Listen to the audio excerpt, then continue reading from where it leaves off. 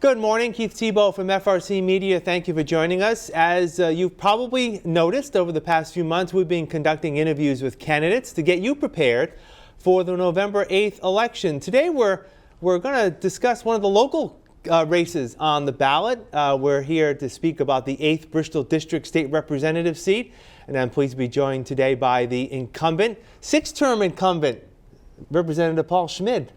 Time flies when you're having fun, Keith. And first, let me thank you for this opportunity to speak to the voters.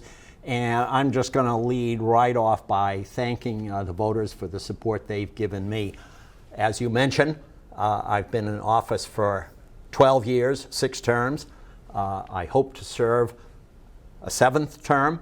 And I just got to say, it's been the honor and the thrill of a lifetime. I had no idea. I was in business for many years, and gradually got more and more involved in Westport. I served on the Master Plan Committee. I served on the Route 6 Water and Sewer Committee. Served on the Finance Committee as chair.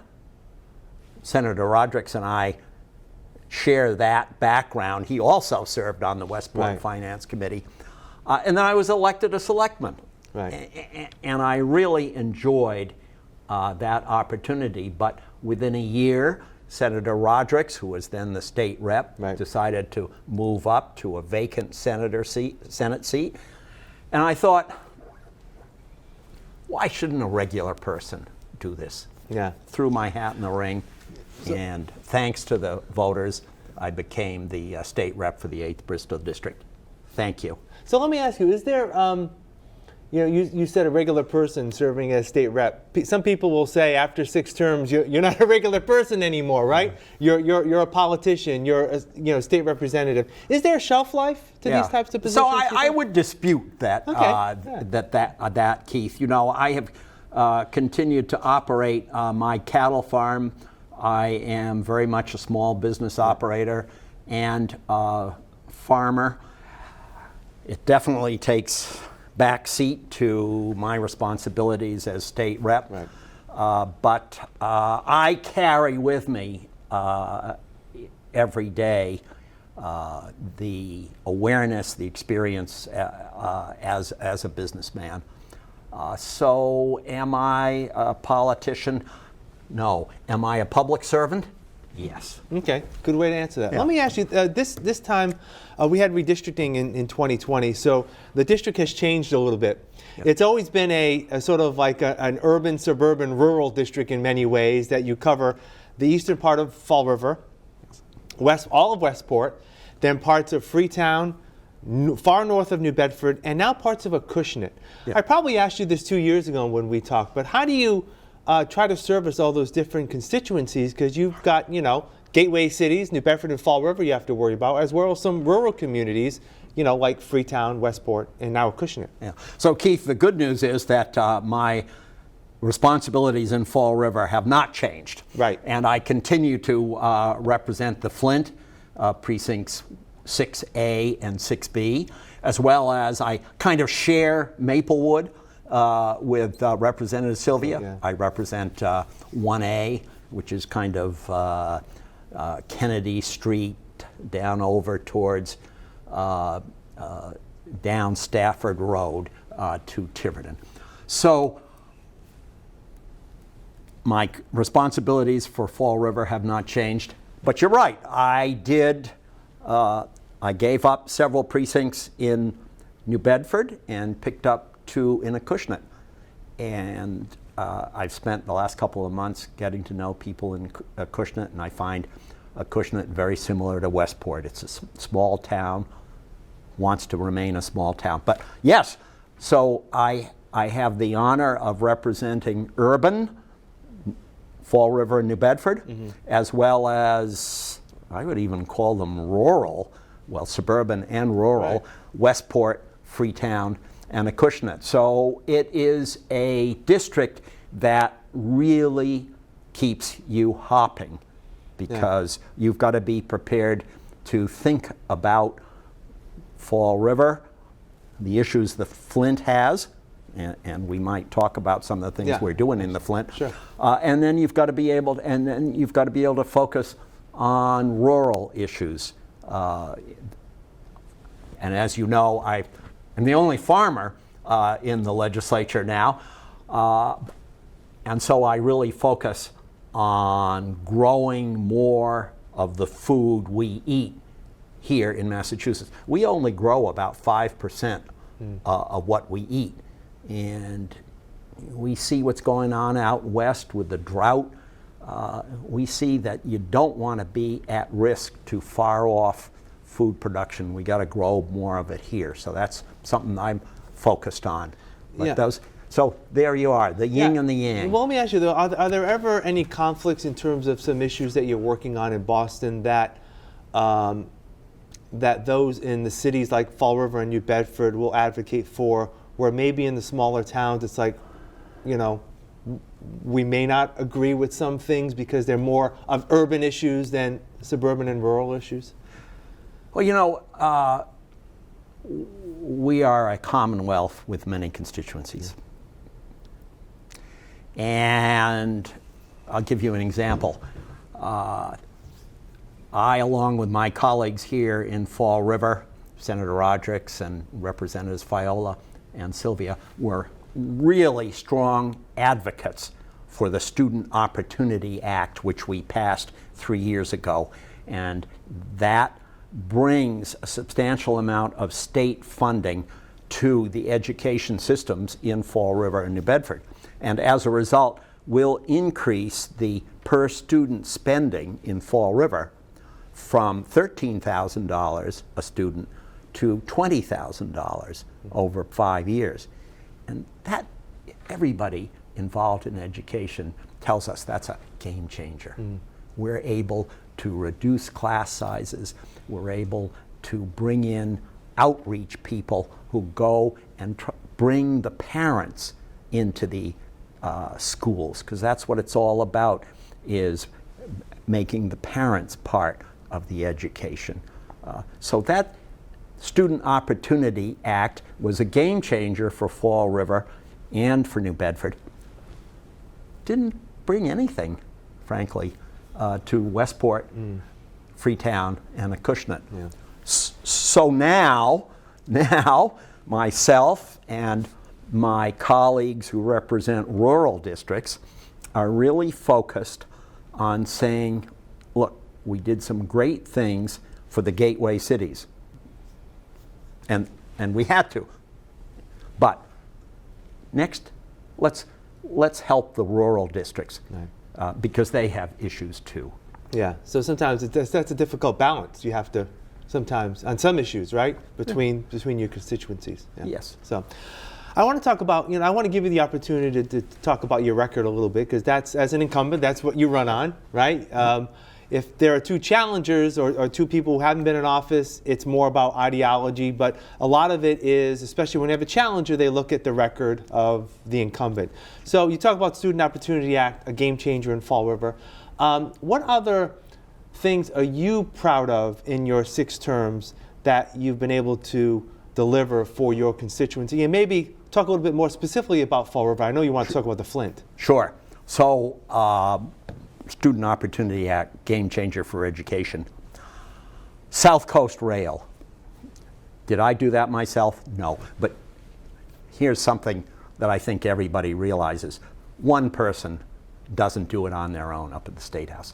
You got to work as a team, and I'm fortunate to work with, I think, the very best delegation down here on the South Coast, and specifically here in Fall River with Representatives Viola, Sylvia, and Senator Rodrigues.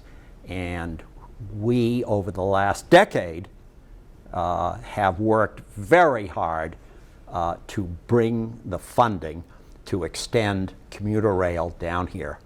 And the exciting news is, you see, actually, you all see it, don't you? You can see the work on the train station that's going on now. And I think you can see it all around Fall River. I think there's economic development, there's investments going on in Fall River that we couldn't have dreamed of 10 years ago. South Coast Rail will make a significant difference for Fall River. Another thing that I am very proud of having been involved with is the coming change on Route 79 north of 195. That divided highway is going to be reduced to a boulevard. Right. And this will allow, it'll connect Fall River with its waterfront again. And we have one of the last undeveloped waterfronts really in Massachusetts. And that is going to be an amazing opportunity for job creation. So I'll list South Coast Rail and Route 79, and I'll list one more. Yep. Again, something that I did with my colleagues, and that is offshore wind. Right. It's been thanks to Representative Haddad, who really championed that, but we all took part. We all saw how important that was for the environment and for job creation. And we see that across the river. In Somerset, we were all at the opening of the wire plant that is going to create all the wires, the cables that bring energy from the wind turbines ashore. And it is an investment of $250 million and something, I think, 250 jobs that go with it. So. Yeah. So let me ask you about, you mentioned the Flint. Obviously there's move afoot to do some master planning in that part of the city. Yes. In terms of revitalizing and making good use of that. That was once a very high area of business activity. It was the second downtown. Exactly. Yeah. So, talk about your role in that. Sure. So that neighborhood planning initiative that we have going on there right now is a result of the work that we all on the Gateway City Caucus did. And that has brought money to Fall River to allow for planning. And we have had several meetings and identified with the residents issues that we have to work on. And right now, we are working on passing an economic development bill. We hope to do before the term ends. And I have $600,000 in that bill to assist Fall River in revitalization of the Flint. So we're ready to put money on the line to bring the Flint back to what it used to be.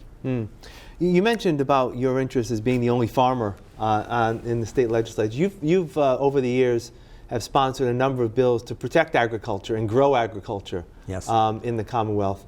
I guess expound about what you said about how important it is to be stewards of our own destiny, if you will, in terms of how we feed ourselves and how we become more sustainable through that. Sure. Well, thanks, Keith. And of course, it is true that I'm the only farmer in the legislature, but I am far from the lone voice on agriculture. And I have to say that my colleagues, particularly here on the South Coast, are very supportive.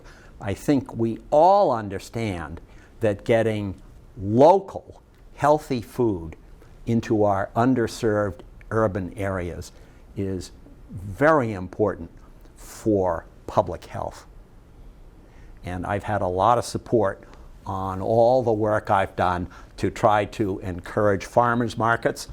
And we have 3 great farmers markets here in Fall through the River. end of October. Yeah. Yep. So take a look at the internet and get down to your farmers market. And if by chance you have a EBT card through our HIP program, which I was a sponsor of, Healthy Incentives Program, you will actually get an extra amount of money if you buy at a farmer's market. Right. You basically purchase the food, it comes off your car, but it gets puts right back on. Right. The money. Yeah. So you're getting a boost to your food budget, and you're getting local healthy food, and you're helping farmers. Yeah. I want to ask you your opinion on a couple of the the ballot questions that are on the ballot. Two of them statewide, and actually let's go with the local one. It has to do with the MBTA and South Coast Rail.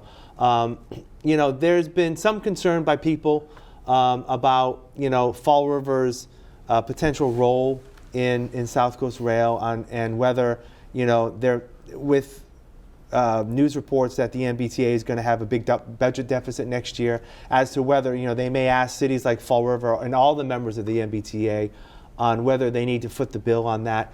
Does the potential of growth of economic development and allowing people to easily get up to Boston through the rail, does that outweigh any of those financial concerns? Well, first of all, Keith, just to allay everyone's fears, the actual joining of the MBTA community isn't going to cost Fall River a nickel. Right. Because of their payment into CERTA. That's it. Right. Yes, we will have an amount that we will contribute to the MBTA, but it is within what we already pay to CERTA. So Right. it doesn't. Now, as to the future of funding deficits, well, that's always fallen on the rest of the Commonwealth, and that's been one of the major contentions that those of us outside of Boston have always had, that we end up footing the bill for the deficits that the MBTA covers. So I think that's something we're already fighting against. So it won't be just necessarily the members of the MBTA and those communities who have fit the bill. It'll be across the Commonwealth. It's the way it works right now. Yeah. Okay. Let me ask you about question one, which is the Fair Share Amendment, which is actually going to be changing the Constitution to add an additional 4% tax on those who have an income of over $1 million. As you know, the past couple of fiscal years in Massachusetts, the state, despite COVID, has done very well in terms of tax revenue. As a matter of fact, this year, the 62F issue came up where the state's going to have to return money back to the taxpayers. Mm-hmm. Is this a real good time to add taxes when arguments can be made that, boy, the state's flush with money, why do we need more? Well, of course, no one expects the current surpluses to continue. And I think I serve on the Ways and Means Committee, and we are certainly already beginning to think of the fiscal year 2024 budget.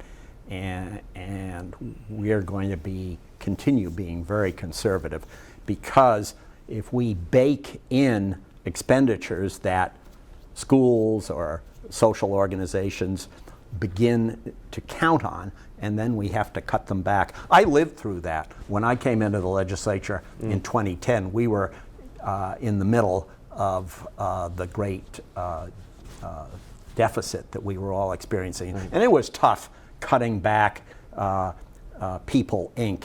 and Head Start programs.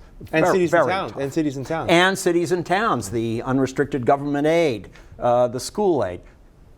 None of us want to live through that again, and that's why we've built up our state surplus to $7 billion, which is a record. We love having a good rainy day fund. So current conditions won't continue. I think that from what I've heard, the so-called millionaire's tax is probably going to pass. I think what we've got to do then is work to recognize the fact that many people, small business operators, have worked all their life to build up a business, and when they sell it, they may have a one-year windfall.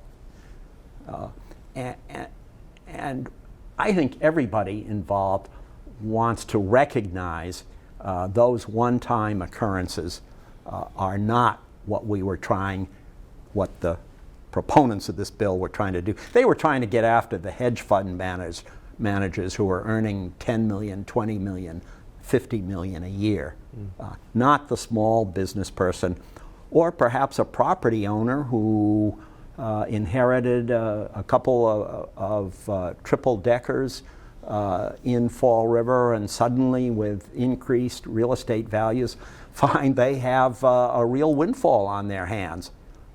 So looks as though it's going to happen. Let's make sure we protect the small person. So is that something that can happen in the state legislature to sort of fine-tune what that would mean? Two avenues for that, Keith. One is in the regulatory, working with the Department of Revenue in how this is actually brought down into regulations.